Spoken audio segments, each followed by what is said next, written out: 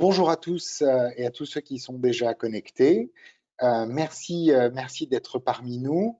Nous allons bientôt commencer ce webinaire pour laisser le temps à tout le monde d'arriver et de nous rejoindre. Nous sommes déjà à 24 participants. Il y a un petit peu plus d'invités que cela, donc n'hésitez pas à aller vous chercher un petit café, à vous installer confortablement. Nous allons bientôt commencer. Encore quelques minutes de patience.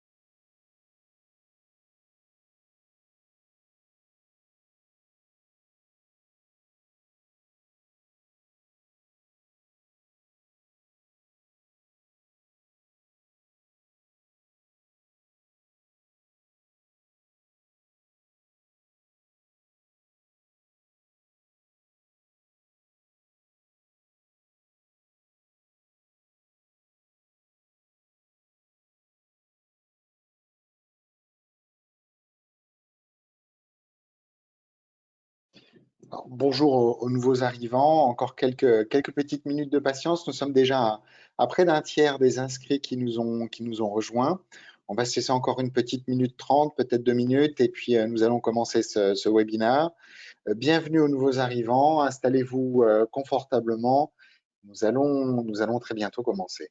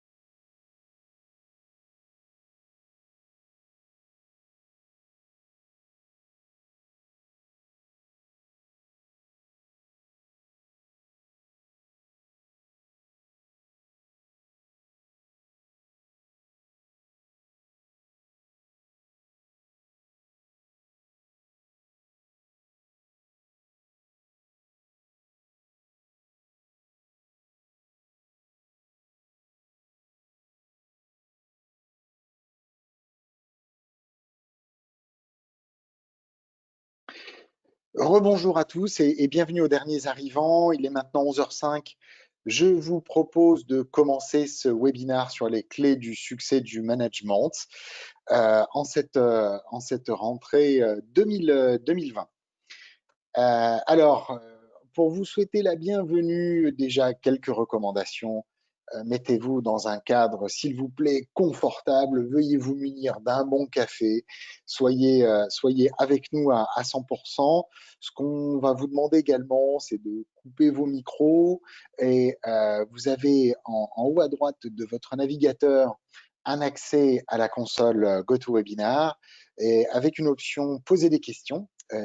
N'hésitez pas à le faire. On aura grand plaisir à les lire et à les prendre en compte euh, dans le cadre de la présentation. Enfin, et usuellement, comme pour la plupart des webinars, à l'issue de cette présentation, vous aurez accès à un replay.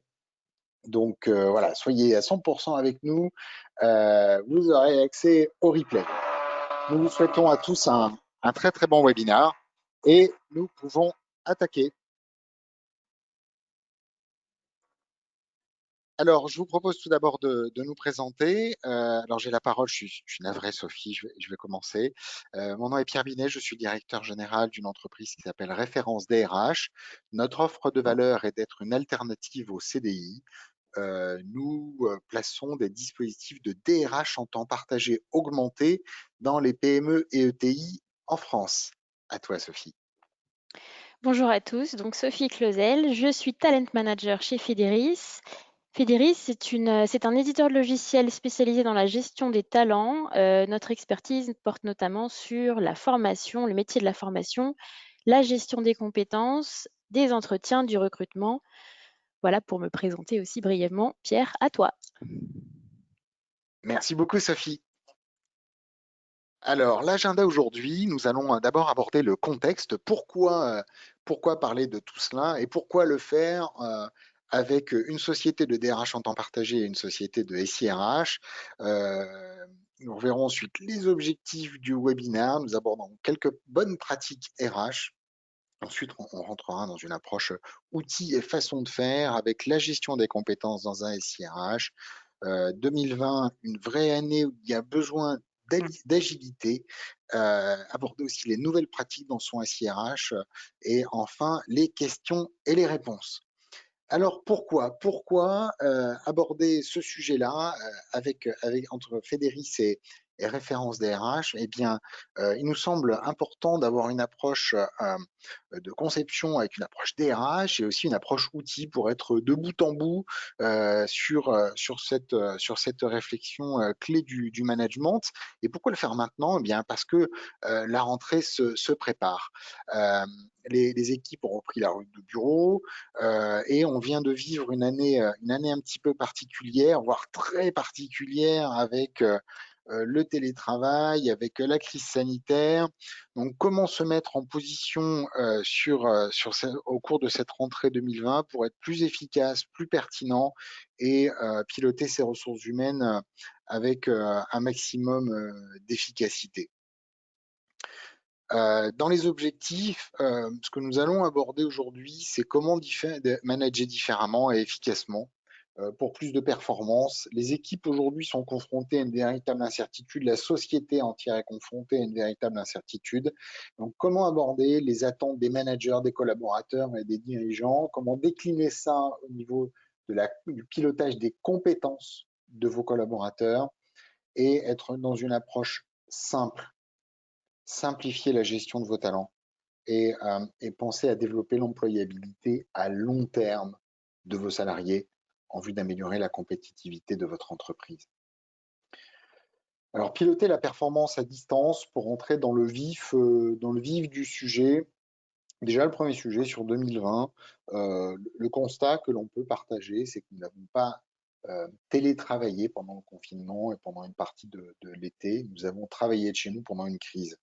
Et c'est très important de se dire cela parce que c'est pas la même chose de dire que nous avons subi des choses que de se mettre dans une démarche de structuration et d'organisation à long terme. Si on se focalise sur les aspects purement télétravail, 93% des salariés aimeraient poursuivre cette démarche de télétravail à l'avenir, mais quand même 40% regrettent un manque de contact, 30% ont peur de l'isolement. Donc l'objectif de ce webinaire, c'est aussi vous donner quelques clés pour répondre à ces attentes qui sont très importantes et qui sont prégnantes au sein des équipes et de nos collaborateurs. Les enjeux que nous posons face à cela, c'est de se positionner sur un cadre de fonctionnement au niveau managériel, au niveau du pilotage de la performance de l'entreprise dans sa globalité.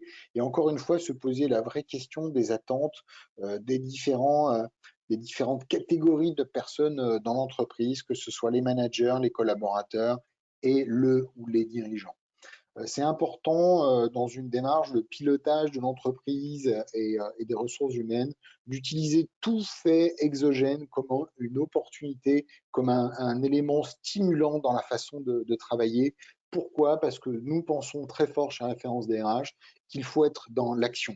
Le monde est anxiogène, euh, la période est porteuse de fortes incertitudes, il faut absolument être dans l'action. Alors, comment capitaliser sur cette expérience inédite? Se poser la question de où on part et se poser la question de la performance aujourd'hui pendant cette phase de reprise, cette rentrée 2020, et se poser les questions aussi sur le long terme. Est-ce qu'il y a des impacts sur mon business model? Est-ce qu'il y a des impacts sur mes compétences? Dans quel contexte opèrent mes collaborateurs? Et piloter la performance à court terme pendant cette rentrée et à long terme. Alors, quelle démarche pour aborder tout ça? Eh bien, vous avez vu, la flèche part de quelque part pour aller quelque part. La première étape, ce qui me semble important, c'est de faire un diagnostic. C'est de faire un diagnostic, c'est la troisième fois que je le répète, mais c'est à dessein, c'est faire un diagnostic avec les différentes parties prenantes de l'entreprise, les managers, les collaborateurs et le ou les dirigeants, parce que chacun a un prisme d'approche qui est différent et tout le monde n'a pas la même vision des risques et du contexte actuel. Donc faire un diagnostic, c'est se poser la question du contexte de l'entreprise, du contexte de comment opèrent nos collaborateurs opèrent au quotidien, comment est-ce que les managers opèrent et quelles sont les compétences nécessaires pour faire tout ça. Et comment les équipes opèrent, c'est important. Je vous donne un exemple issu de l'expérience référence DRH. Nous sommes DRH dans une entreprise qui s'appelle Open, en tant que DRH mentor pour appuyer le DRH qui est en charge de l'équipe. Et au sein d'Open, il y a des équipes qui travaillent sur du digital qui ont surperformé pendant la période de confinement, la productivité a augmenté. Et à côté de ça, il y a des équipes de techniciens qui sont dans les hôpitaux qui, pour partie, n'ont pas pu aller sur leur lieu de travail ou qui avaient moins de patients à qui vendre les prestations. Eh bien, c'est important de se poser cette question-là parce que les managers et la direction d'entreprise doivent pouvoir piloter deux rythmes très importants en termes de différence. D'un côté, on surperforme et d'un autre côté, on peut moins travailler. Alors, une fois qu'on construit le retour d'expérience, ce qui a bien fonctionné, ce qui a moins bien fonctionné, l'étape suivante consiste à construire un cadre qui soit multidimensionnel, déjà un cadre légal, pouvoir embarquer dans la réflexion les, les partenaires sociaux, construire des outils, et la présence aujourd'hui dans la présentation d'une équipe SIRH d'un haut niveau est importante et, et complètement dans cette démarche vaine, se poser la question des différents métiers. Comment est-ce qu'on aborde la performance à distance, les métiers sièges, les métiers sur site, les commerciaux, et penser d'un plan d'action aussi multidimensionnel. Encore une fois, je le répète, le CODIR, les managers et les salariés. Le cadre, c'est important, et en plus en France, nous sommes assez bons pour construire des cadres et des normes. La véritable valeur se situera ensuite dans la mise en œuvre de ce plan d'action. Et sa mise en œuvre, encore une fois, elle doit embarquer l'ensemble des différentes populations qui ont été identifiées, et de se mettre en position de pouvoir piloter les compétences nécessaires pour évoluer dans ce nouveau monde, je dirais, ce monde changeant et qui impose à l'entreprise de réfléchir différemment, d'être plus flexible, d'être plus agile, d'avoir des gens à distance, sur site, des commerciaux qui doivent aussi opérer différemment, et d'avoir un vrai accompagnement du management à distance. De se dire, le CODIR a un rôle pour piloter l'efficacité du dispositif, les managers ont un rôle dans l'exécution et le pilotage de la performance de l'entreprise, et pour les collaborateurs, de quels moyens ils ont besoin aujourd'hui et dans le temps pour être au bon niveau. Surtout, hyper important ensuite, être en position de mesurer la satisfaction et d'avoir des vrais feedbacks. Alors, quelques grands principes sur le fait de manager différemment. Il y en a 4. Le premier que nous vous proposons, c'est d'être simple, d'être ultra simple, de déterminer un essentiel. Alors, on peut utiliser des chiffres magiques. Nous, on vous propose le 3 et le 5. Le chiffre magique, c'est de se dire, par exemple, quelles sont les 5 règles qu'on fait appliquer constamment dans l'entreprise. Elles sont Ces 5 règles doivent être adaptées à une entreprise particulière. Je vous prends un exemple. dans une entreprise industrielle cliente de référence des RH, ce que l'on a déterminé, c'est déjà le respect des horaires, c'est le respect des gestes barrières, c'est de mettre en place une vraie démarche qu'on appelle le principe de subsidiarité, c'est-à-dire que la personne la plus opérationnelle, qui est la plus à même de prendre une décision, elle la prend sur le terrain et elle rend compte immédiatement, ce qui nous a permis par exemple de gagner du temps sur les commandes de pièces détachées. Et ensuite, considérer les autres collaborateurs et parties prenantes dans l'entreprise, dire bonjour et se respecter. Voilà, pas plus loin. On s'est dit 3-4 règles, simple. Et ensuite, simplifier, c'est aussi ce que l'on demande aux collaborateurs, piloter à la semaine. On va voir ensuite les aspects pilotage des objectifs, mais piloter les équipes plutôt à la semaine en étant sur des objectifs qui soient simples, clairs et pilotables à distance. Comment? Eh bien, avec une démarche qui soit de décliner les performances d'entreprise, d'équipe et individuelles avec des fixations d'objectifs qui soient ultra limpides et cohérentes avec l'approche de l'entreprise dans cette phase de rentrée, mais aussi à plus long terme. Je suis directeur, comment est-ce que je peux contribuer à la performance d'entreprise? Comment est-ce que mes collaborateurs peuvent contribuer à cet objectif pour ma direction? Et au niveau du collaborateur, décliner des objectifs qui soient peut-être à plus court terme. Le rythme du trimestre est aujourd'hui assez adapté et avec une déclinaison des priorisations à la semaine. Typiquement, je suis sur un projet. Cette semaine, je dois délivrer 3 choses. Si je les délivre un peu plus tôt, on se donne rendez-vous avec mon manager pour voir ce que l'on fait, mais surtout être simple dans le pilotage, limpide, aller à l'essentiel et plutôt sur le pilotage par les livrables. Euh, les techniques de gestion de projet sont particulièrement adaptées à l'agilisation. Je ne sais pas si ça existe, mais on va dire qu'entre nous, aujourd'hui, ça existe, si vous m'accordez cette licence. Pourquoi? Parce que c'est plus simple pour le manager, c'est plus simple pour le collaborateur. Cette semaine, je dois délivrer un rapport, je dois finir telle tâche projet, où je suis opérationnel. Allez, prenons une équipe RH, je dois préparer les payes. Eh bien, je jalonne le mois avec des objectifs qui sont ce mois-ci, je dois faire que tous les nouveaux arrivants, tout est prêt. Cette semaine-ci, je dois préparer tous mes variables de paye. Cette semaine-ci. Et en fait, ça permet d'être beaucoup plus simple pour chacun et de se donner la latitude d'avoir des points de rencontre pour adapter la charge de travail et les objectifs. Et en plus, laisser une phase, aussi une zone d'initiative pour le collaborateur et pour le manager, en disant, une fois qu'on a atteint les livrables pour cette semaine, vas-y, tu es libre, tu peux nous proposer quelque chose. Enfin, c'est absolument essentiel, si ça n'a pas été encore fait, d'avoir une politique de communication RH dans l'entreprise. Les outils à ce service-là sont nombreux. Ça peut être un intranet. On peut utiliser aussi le SIRH dans une certaine mesure pour promouvoir la communication des grands messages au sein de l'entreprise. Mais c'est important, dans cette phase d'incertitude, d'avoir une communication qui soit simple, pour reprendre les mots précédents, et cohérente. Cohérente vis-à-vis de quoi?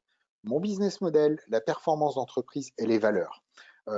Si le travail sur les valeurs n'a pas été encore fait dans l'entreprise, je vous engage très fortement à le lancer à très court terme parce que c'est ce qui permet de faire adhérer et de faire passer tous les messages ensuite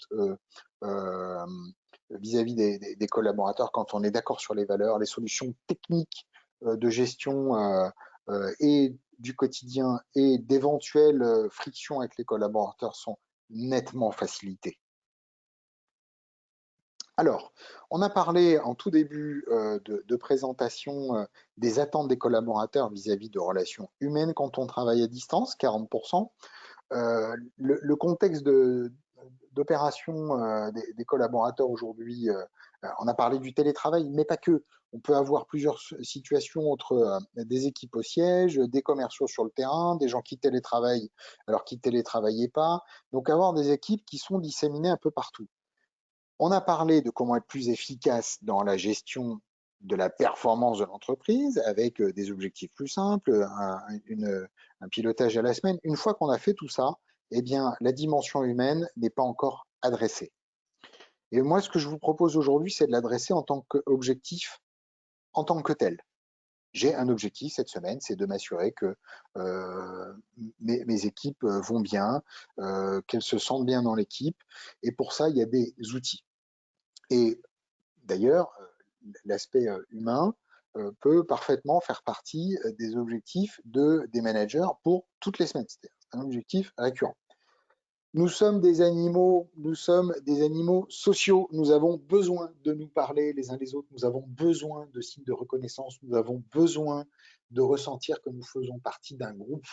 Et les techniques que je vous propose, elles sont très simples. Elles sont de se dire quels sont les rituels. J'ai mes rituels de pilotage de l'équipe, j'ai mes rituels de rencontre avec mes équipes. C'est-à-dire, est-ce qu'on se voit une fois par semaine pour faire un, une approche un peu café du commerce.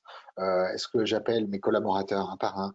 Bref, être sensible et pourquoi pas en tant que manager se noter quelque part d'être particulièrement sensibilisé aux signaux faibles pour identifier un collaborateur qui serait sujet à un risque psychosocial. Alors, il faut absolument avoir conscience que le turnover ou que le départ d'un collaborateur dans les phases initiales de son intégration dans l'entreprise ont un coût considérable. Considérable. Les managers actuellement sont happés par un nombre incroyable de sujets. Aujourd'hui, je m'adresse pour partie à votre dans une approche un peu cérébrale, voilà, votre approche logique, consacrer du temps à vos collaborateurs, consacrer du temps, faire preuve d'empathie, ça a aussi de la valeur. Alors ça a de la valeur parce que ça va engager vos collaborateurs et ça a de la valeur aussi parce que si vous ne le faites pas, ça va vous coûter 2 fois plus cher. Donc pensez ces phases d'intégration qui peuvent être aujourd'hui pour partie virtualisées avec une approche très humaine, c'est très important. C'est très important de prendre le temps d'expliquer comment on fonctionne. C'est très important de dire à un collaborateur, écoute, on a 3 ou 4 rituels d'équipe par semaine. Il y a par exemple le, le stand-up meeting du matin où on va adresser des sujets très opérationnels pour prioriser la journée. Il y a le bilan de la semaine où on va se dire ce qu'on a fait et puis prioriser la semaine suivante. Et là où on discute, c'est le café du commerce. C'est le café du vendredi matin ou du lundi matin à 9h30. Et là, on discute de tout. Et même pour être explicite, dans l'entreprise, dans mon équipe, on a l'habitude d'échanger sur des sujets un peu plus perso. Donc, sans toi libre de le faire, de ne pas le faire. Mais en tout cas, c'est comme ça qu'on fonctionne. Et c'est important de le faire, ça. Euh, Alors, pourquoi est-ce qu'on vous présente tout ça à ce moment-là de l'année? Il y a l'aspect rentrée, je l'ai abordé en introduction, mais en plus, il y a un second momentum qui est charnière, qui est le moment des entretiens annuels. Et le moment des entretiens annuels, il a aussi pour objectif d'embarquer les changements auxquels l'entreprise et individuellement les collaborateurs ont été confrontés. Et tout ce qu'on vous présente aujourd'hui avec Sophie Fédéris et référence DRH que je représente, c'est aussi pour vous donner les clés de reposer tout ça et d'être prêt quand vous aurez les collaborateurs face à vous qui vont aborder les aspects de changement, mais aussi les compétences dont ils ont besoin pour évoluer dans ce nouveau contexte et puis dans cette incertitude durable. C'est important ce qu'on se dit aujourd'hui parce que l'esprit humain n'est pas fait pour évoluer dans l'incertitude. L'esprit humain est fait pour gérer le risque. Le risque, je suis capable de l'évaluer avec un impact, avec un risque d'occurrence, avec une probabilité d'occurrence. L'incertitude, l'esprit humain n'est pas capable de le faire. Donc toutes les réponses, tous les outils qu'on vous propose aujourd'hui et toute l'intelligence que vous pouvez trouver sur le marché RH et SIRH, c'est important d'aller le chercher dans ce momentum de préparation des entretiens annuels. Et je vais passer la parole à Sophie pour aborder les outils et comment le SIRH peut vous aider dans cette démarche. Et je vous remercie beaucoup pour votre attention. Merci Pierre. Je vais reprendre la main pour la diffusion.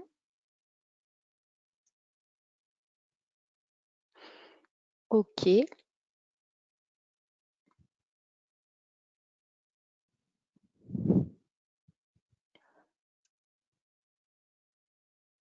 ce doit être bon.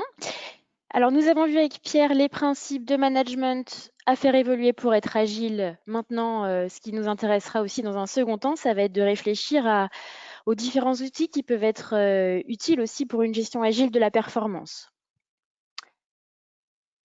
Alors, dans un premier temps, ce que je vais faire, c'est que je vais rentrer dans les raisons qui amènent à la mise en place d'un SI compétences.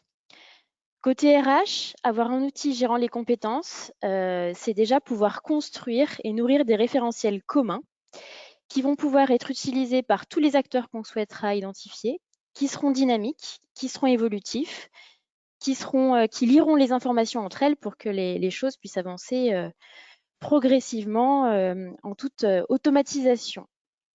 Dans un deuxième temps, toujours côté RH, c'est également pouvoir disposer d'une vision globale des données de l'organisation. Par exemple, avoir les informations de type quelles sont les compétences clés, qui les détient, quels sont les risques de perte de compétences, quels sont les postes en difficulté. Voilà, un outil va permettre de consolider, de montrer de la donnée à analyser qui permettra après, dernier point, de pouvoir réfléchir à des plans d'action individuels, des plans d'action aussi globaux en disposant vraiment de matière, de données à jour, évaluer de la même manière parce que c'est important également, et donc de pouvoir identifier des plans d'action individuels et globaux qui pourront être mis en œuvre en termes de plan de développement des compétences. Côté plus opérationnel, cette fois d'un point de vue manager et collaborateur, un outil SI compétences, c'est avant tout un support d'échange pour les discussions lors de la collaboration, sur la collaboration et sur les compétences. On pense notamment l'outil le plus utilisé à l'entretien annuel, qui est un lieu d'échange traditionnel sur le sujet des compétences. C'est aussi un moyen pour se situer dans le même référentiel que ses pairs, de pouvoir fournir de la donnée qui soit qualifiée pour que des plans d'action, qu'ils soient individuels ou collectifs, puissent être lancés. Et pour les managers, c'est aussi une certaine assurance d'évaluer les collaborateurs avec objectivité, avec un référentiel qui correspond à celui de ses pairs également. Enfin, la possibilité par un outil compétence est donnée aussi aux managers et collaborateurs de consulter, d'agir, de vraiment réfléchir aux évolutions, à l'amélioration, de penser évolution dans son métier ou au-delà de son métier. On pourra donner accès aux informations qui sont pertinentes pour les acteurs que l'on souhaitera, des outils de réflexion autour des passerelles métiers, des informations sur les formations qui permettraient d'obtenir telle ou telle compétence. Voilà, donc tous ces éléments-là font qu'un outil SIRH a une grande utilité aujourd'hui, un outil SI compétences, dans le cadre d'un pilotage agile de la performance. Hop, alors je vais... Hop, j'arrive. Voilà, pardon. Alors, comment ça se construit un outil SI compétences? Comment se met en place cette démarche? Eh bien, il faut plusieurs types de choses dans un outil SI compétences. À la base, déjà, il faut des données métiers, des données décrites, précises qui permettent de bénéficier d'une base nécessaire à la réflexion autour des compétences. Deuxième point, il nous faut des données sur les collaborateurs. Il faut pouvoir collecter les données des collaborateurs pour pouvoir après les analyser. Et donc, dernier point, c'est l'exploitation des données. Ce sont toutes les analyses qui vont pouvoir être menées pour avoir des réflexions sur les compétences d'aujourd'hui et les compétences de demain. Pour rentrer un peu plus dans le détail de chaque partie, alors qu'est-ce qu'on entend par données GPEC, par données métiers? Eh bien, c'est tous les éléments du cheminement qui permettent de décrire les compétences requises pour un poste, pour pouvoir être performant. On pense notamment à la nomenclature des emplois et compétences, des emplois postes, le dictionnaire des compétences, les fiches de poste et au final aux requis permettant d'être à l'aise dans les postes. Petit aparté d'ailleurs sur les compétences qui émergent aujourd'hui ou qui prennent une toute nouvelle dimension en cette année et qui nécessiteraient certainement un retravail de son référentiel, même pour les plus aguerris de nos experts GPEC. L'année 2020, c'est l'année de l'improvisation, c'est l'année de l'inventivité, c'est l'année aussi pour le management d'un besoin de suivi encore plus important. d'une orientation plus tournée vers les résultats, pour reprendre ce que disait Pierre. Et notamment, dans un contexte de travail en temps de crise et à distance, c'est l'année aussi de la coordination, de la mobilisation, savoir impliquer, savoir donner du sens au travail de ses collaborateurs, même lorsque l'environnement est bouleversé. Petit focus maintenant sur l'entretien annuel dont on parlait tout à l'heure. L'entretien annuel, c'est le lieu d'échange privilégié entre un collaborateur et son manager. C'est le lieu d'appréciation et d'action pour la performance. Alors, on aborde plein de sujets hein, dans l'entretien. On partage les points de vue, on parle motivation, collaboration. On aborde la fixation, l'évaluation des objectifs, les compétences, des plans d'action. Mais l'entretien annuel, c'est avant tout une composante clé du pilotage de la performance au sens large. C'est le moment où le collaborateur et le manager se rencontrent et font le point sur les sujets de fond. Ces échanges, donc, ces différents échanges n'ont qu'un seul but, c'est d'arriver à un meilleur résultat. Et quel est-il ce meilleur résultat? Eh bien, c'est une combinaison de facteurs. Ce n'est pas que les compétences. Je souhaitais rappeler aujourd'hui que un résultat, il s'obtient, oui, par une maîtrise de la compétence, mais également par un certain engagement, une motivation à faire son travail, des moyens mis à disposition également. Parce qu'on aura beau faire tout ce qu'on veut, avoir les meilleures compétences du monde, il faut bien avoir les bons moyens pour pouvoir mettre en œuvre ce qui est attendu. Et enfin, et encore plus cette année, le meilleur résultat, c'est le résultat attendu par rapport à une adéquation aux actions et aux priorités du business, hein. Aujourd'hui, on s'est bien rendu compte que les priorités, que les objectifs ont complètement changé pendant l'année. Donc, il faut bien aussi penser que la performance est toujours quelque chose qui bouge dans l'année. Pour en revenir justement aux grands changements qu'on a pu observer dans les pratiques managériales et donc dans le pilotage de la performance en 2020, eh bien, qu'est-ce qui s'est passé en cette année 2020? Eh bien, du jour au lendemain ou presque, nos managers ont perdu beaucoup de contacts et de moments informels de pilotage de leur équipe. Les habitudes du quotidien, les petits points du matin, les échanges informels qu'on a au quotidien avec son collaborateur à la machine à café, dans un couloir, ne sont plus des habitudes. Et on a observé que chez les collaborateurs, il y avait un certain manque d'échanges et de feedback qui se ressentait, dû notamment en partie à cette distanciation, que ce soit pendant ou après le confinement. Voilà, les règles de distanciation qui sont plus que jamais en rigueur nous empêchent d'avoir ce niveau d'échange informel que nous avions précédemment.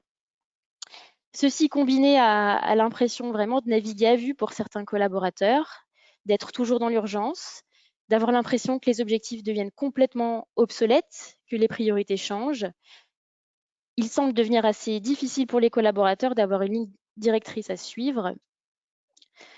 Les politiques RH aussi sont bouleversées. Quand les priorités changent pour les collaborateurs, elles changent aussi dans le quotidien de nos services ressources humaines. Combien de plans d'action qui étaient mis en œuvre, qui étaient prévus, sont tombés à l'eau? Combien d'axes stratégiques sont revus? Aujourd'hui, les services RH peinent, on le constate, peinent réellement à obtenir des informations nécessaires au changement de cap. Jusqu'à présent, on était sur une collecte notamment annuelle et c'est vrai qu'aujourd'hui, le niveau d'information à détenir, notamment cette année 2020, est plus important, en tout cas doit être plus fréquemment effectué. Alors tout cela nous amène à nous dire que nos pratiques pour la performance dans le fond, sur le contenu de ce qu'est un entretien annuel, par exemple, ne sont pas à changer. On parle toujours des objectifs, on doit toujours fixer des objectifs, on doit toujours parler compétences. Ce qui change, c'est qu'aujourd'hui, la nécessité porte surtout sur l'actualisation des sujets, le pilotage de la performance, des compétences. On ne peut plus le faire une fois par an. Ça, c'est le constat qu'on dresse aujourd'hui et que nos clients aussi nous font remonter de plus en plus. Ce qui change également, c'est le besoin de pouvoir faire des remontées donc, plus régulières d'informations clés sur les collaborateurs pour que les plans d'action puissent s'adapter et pour que la machine puisse avancer en fonction des différents changements de cap de l'organisation.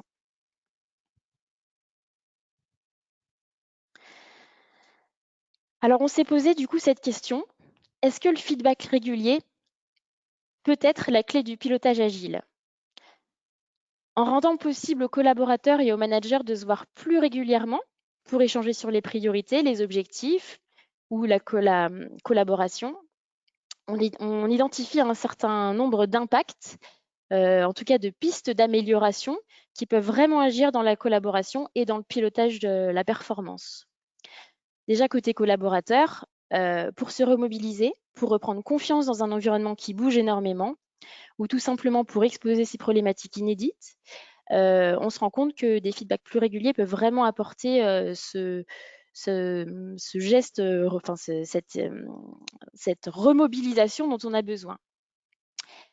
Côté pilotage également, en donnant la possibilité de se réorienter, d'ajuster, d'être plus réactif, peut-être plus précis aussi dans les demandes effectuées auprès de ses collaborateurs. Je reprends d'ailleurs la phrase de Pierre de tout à l'heure, piloter presque à la semaine. Donc en étant plus réactif, plus ajustant avec le collaborateur, on peut certainement avoir un bel axe d'amélioration en termes de performance. L'illustration typique sur les compétences, sur les réajustements qui peuvent arriver du jour au lendemain, que nous avons vu chez beaucoup de nos clients cette année, ben, c'est toutes les formations qui ont été organisées en urgence sur le management à distance. Voilà des actions en réaction à la situation. Ces actions, elles vont nécessiter une actualisation des compétences dans le référentiel. Elles vont nécessiter une vérification que la compétence a bien été obtenue après une formation. Il y a plein d'actions comme ça qui, aujourd'hui, ne peuvent plus suivre ce rythme annuel. Évidemment, le fait de centraliser ces feedbacks dans un outil global va aussi nous permettre une remontée d'informations pour les RH presque au quotidien. Je fais un point avec mon collaborateur parce qu'il est démotivé. Je transmets les risques au RH. Je transmets le risque au RH. Je réorganise mon équipe. Mon collaborateur prend des nouvelles responsabilités que je n'avais pas prévues jusqu'à présent. Mon service ressources humaines peut agir pour l'accompagner plus vite parce qu'il en est informé, plus vite pour l'acquisition de ces nouvelles compétences indispensables. La piste de travail, pour nous, est donc clairement identifiée. Pour une gestion plus agile de la performance, le gros du travail va donc être de réussir à mettre en place, de réfléchir à comment rendre possible dans un outil des feedbacks plus fréquents pour aller aussi peut-être vers moins de lourdeur en fin d'année dans les évaluations. Si je mets à jour plus souvent, eh bien mon travail de fin d'année, mon travail d'entretien de bilan annuel, lui-même va être bien différent puisqu'on passera moins de temps au moment du bilan annuel sur de l'actualisation de données qui se fera au fil de l'eau et on pourra passer peut-être plus de temps dans vraiment de l'évaluation qualitative du collaborateur par rapport à un bilan N-1 pour se rendre compte effectivement de l'évaluation réelle en un an. Et puis évidemment, ces feedbacks sont aussi un bon moyen de se mettre encore plus dans l'air du temps. La mise en place du télétravail nécessite des points aussi formalisés, peut-être un peu plus réguliers et c'est aussi une opportunité en ce sens. Alors on s'est intéressé chez Fédéris, on a réfléchi au bilan qu'on peut faire justement de ces nouvelles tendances qui sortent suite au contexte dans lequel nous sommes en 2020. Pour parler réellement pratique et parler vraiment outils, je voudrais rapprocher les constats que nous venons de faire aux demandes de nos clients, aux nouvelles demandes de nos clients en termes de pilotage de la performance par les managers. Depuis mi-2020, on observe réellement de grandes tendances dans les demandes de nos clients. On est vraiment sur une volonté de simplification, de focus, de trouver vraiment un sens à chacune des rencontres entre managers et collaborateurs. On reprend tout à fait ce que Pierre nous exposait tout à l'heure, simplifier, piloter livrable. L'idée est donc d'aller plus vers un contenu plus light, entre guillemets, mais plus régulier. Une autre notion, un autre terme qui revient sans cesse chez nos clients et que je trouve particulièrement intéressante, c'est la notion de à la carte. Aujourd'hui, on ne veut plus forcément imposer un process, on veut pouvoir choisir. Choisir, c'est dire que chaque acteur, quel qu'il soit, peut solliciter une rencontre en fonction des sujets qu'il a abordés. Et on peut aussi choisir ce que l'on souhaite aborder quand on organise une rencontre. Par exemple, un collaborateur qui dirait à son manager faut que je te voie car mes objectifs sont à moitié obsolètes. Ou un manager qui solliciterait une rencontre avec un collaborateur car il le sent assez démobilisé. Autre grande révolution demandée par nos clients, pouvoir choisir quand on se rencontre. C'est-à-dire qu'aujourd'hui, C'est le calendrier RH qui définit le moment où on doit faire l'entretien annuel, l'entretien de pilotage global. Aujourd'hui, on est donc vraiment en train de constater que nos clients, d'une manière générale, veulent des process RH moins figés, plus flexibles pour le quotidien, ce qui n'empêchera pas, et c'est important de le préciser, que les vrais moments RH, les vrais bilans, comme l'entretien annuel, ne sont pas oubliés. Aujourd'hui, il faut imaginer simplement que les bilans soient nourris au fil de l'eau tout le long de l'année par les échanges de l'année. Donc voilà pour les trois grandes tendances que nous observons chez nos clients cette année, dans les demandes de nos clients. On va voir maintenant plus concrètement côté outils, quelques petits exemples de ce qu'on a pu faire avec nos clients, ce qu'on a pu développer pour aller justement vers un pilotage plus agile. Alors parmi les outils qu'on a pu développer, alors nos clients ont toujours plein d'idées, mais il y en avait trois qu'on a trouvé intéressant de vous présenter aujourd'hui. Premier outil qui vraiment a été très bien accueilli par les managers. Nous avons développé avec un client une fiche compétences. Donc cette fiche compétences, c'est une fiche qui recense par collaborateur les compétences requises pour le poste du collaborateur et les compétences acquises par le collaborateur. Elle est en saisie dans un menu de l'application par le manager et elle permet, sans aucune contrainte de calendrier, de pouvoir actualiser au fil de l'eau, notamment pour les compétences urgentes ou pour les compétences manquantes, d'actualiser l'acquisition des compétences par le collaborateur. Elle permet aussi, cette fiche, d'envoyer une alerte au service ressources humaines si vraiment la compétence n'est pas acquise. Notre client qui nous l'avait demandé en avait besoin pour permettre à ses managers de ne pas attendre pour actualiser les compétences, notamment dans un contexte où les choses ont changé beaucoup en interne chez eux. Et l'idée était d'autant plus importante chez eux qu'ils avaient vraiment une politique de formation très poussée et qu'ils avaient envie de pouvoir, dès le retour d'un collaborateur de formation et après un temps d'observation, pouvoir faire une vraie évaluation à froid de la compétence sans pour autant attendre l'évaluation de fin d'année. Un autre exemple d'outil qui est très apprécié chez un de nos clients, c'est l'entretien à la carte. Alors, c'est un entretien que le manager et le collaborateur déclenchent l'un comme l'autre, où en fait, en première page, le collaborateur et le manager vont pouvoir choisir les thèmes qu'ils souhaitent aborder. Et en fonction de ces thèmes, le contenu même de l'entretien va s'adapter. Et ça va permettre, au moment où la sollicitation de rencontre est faite, de vraiment décider ce qui va être mis en place, d'avoir un support adapté aux besoins, utilisable quand souhaité, sur le contenu souhaité, pour que la rencontre se fasse de la meilleure des manières, tout en capitalisant et en permettant par la suite des remontées d'infos pour l'entretien annuel ou même pour l'ARH. L'avantage principal de ce système, vraiment qu'on a observé avec notre client, c'était que les échanges permettaient ensuite la récupération des données pour qu'on puisse après les retrouver dans l'entretien annuel de fin d'année. Et je vais faire le lien direct avec le troisième outil dont je voulais vous parler. En fait, c'est un outil qu'on connaît bien, c'est l'entretien annuel, mais pour lequel on va vraiment changer la finalité. C'est-à-dire qu'au lieu d'être un bilan de l'année complet, on va plutôt être sur une conclusion. Tout le long de l'année, si le manager et le collaborateur font des points d'étape et actualisent les données de l'entretien, alors l'entretien annuel devient vraiment une conclusion, la photo de fin d'année, le point d'étape qu'on a chaque année et qui sert aussi pour avoir au même moment des évaluations pour tous les collaborateurs et sur tous les mêmes sujets.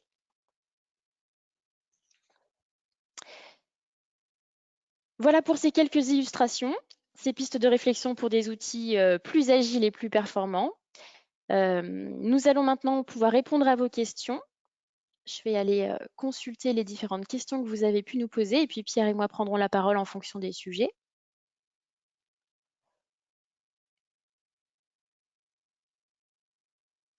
Alors, nous avons une première question qui est posée, qui est « Ne pensez-vous pas que le fait de mettre en place plus d'entretiens, de rencontres, pourrait être vu comme une lourdeur supplémentaire dans les pratiques quotidiennes des managers ?»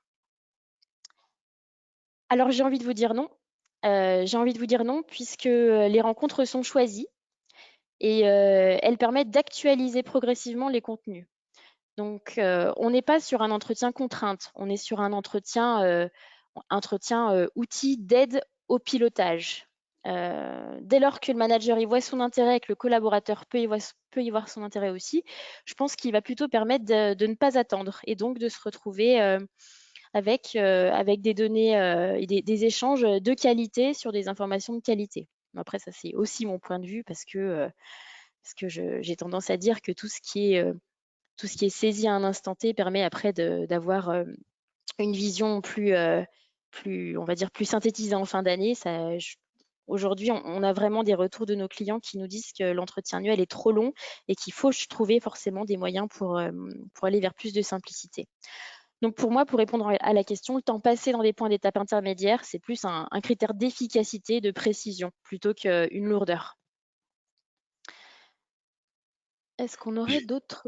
Oui. Oui, je viens d'en recevoir une qui est assez intéressante d'ailleurs. Comment embarquer les fonctions support euh, dans cet exercice de nouveau management?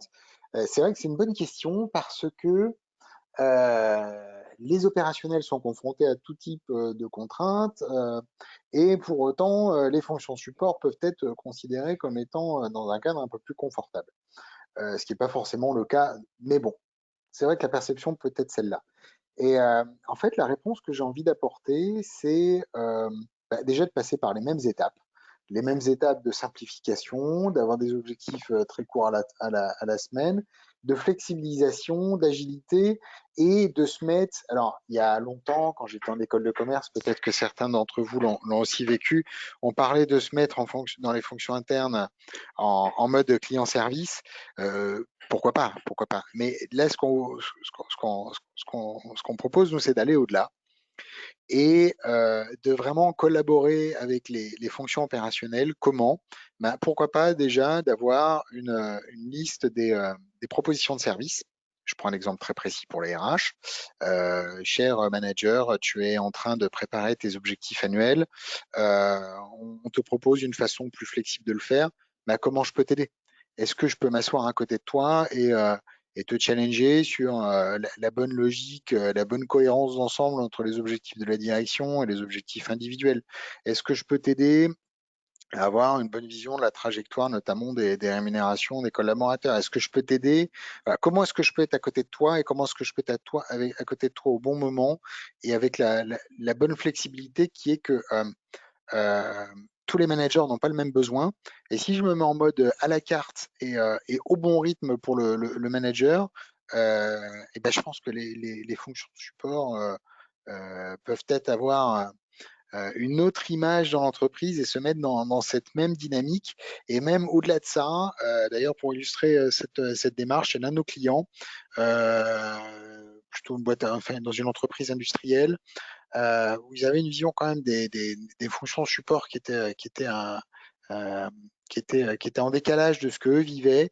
Eh bien, en fait, on a transcendé tout ça parce que les fonctions support ont occupé le terrain, tant sur les aspects finance, rentabilité, RH. Et en fait, ça a transformé la boîte et ça a apporté une vision de la performance et du travail ensemble très différente.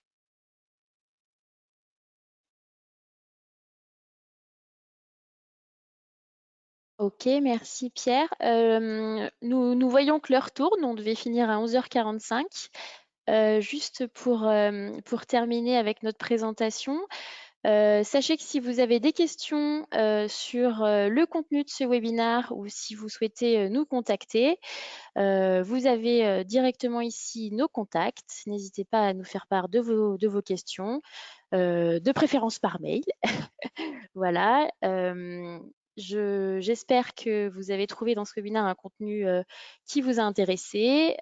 Pierre, si tu veux dire un petit mot de fin, je te laisse t'exprimer. Mais merci beaucoup, Sophie. Effectivement, pour un échange privilégié et personnalisé, n'hésitez pas à prendre contact avec nous euh, par email, par téléphone, enfin ce qui vous correspond le mieux. Référence DRH sera à votre disposition. Très bonne journée à tous. Merci, bonne journée et à bientôt. Au revoir Sophie, au revoir à tous. Au revoir Pierre, au revoir.